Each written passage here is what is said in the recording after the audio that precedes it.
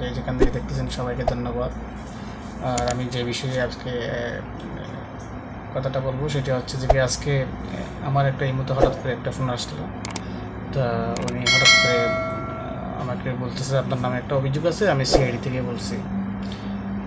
তো উনি বলতেছে আপনার নামে একটা অভিযোগ আছে যে আপনি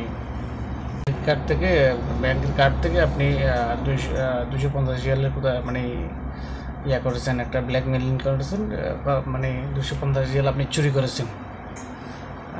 তো একজন ব্যক্তি অভিযোগ করেছে, ওর নাম হচ্ছে মিস্টার ডেনি। বলতেছে মানে মিস্টার ডেনি নামে একজন ব্যক্তি আপনার নামে কমপ্লেন করেছে।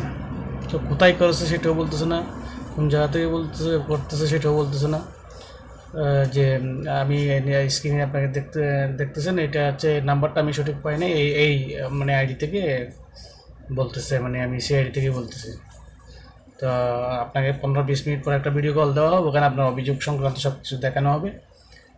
তো এই ধরনের যদি কেউ আপনাকে ফোন করে, আমি মতে আপনি কোনো ব্যাংকের আইডি কার্ড, আপনার আইডি কার্ড দেখাবেন না, ব্যাংকের কার্ডটা দেখাবেন না, ব্যাংকের কার্ডে কোনো পিন নাম্বার বলবেন না, অ্যাকাউন্ট নাম্বার বলবেন না।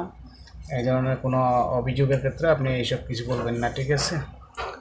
তো এই ধরনের যাতে আর না ঘটে পুনরায়। ওকে,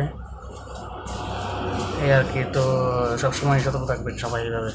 এই ধরনের যদি ইয়া করে আপনি প্রতিবাদ করবেন, ঠিক আছে? এটা মানে এটা হচ্ছে রং।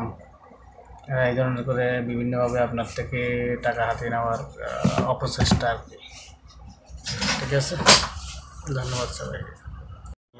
যারা ওমানে রয়েছে, বিশেষ করে যারা বসবাসরত ওমান রয়েছে, সবাইকে শেয়ার করে জানিয়ে দিন যাতে জানতে পারে সবাই।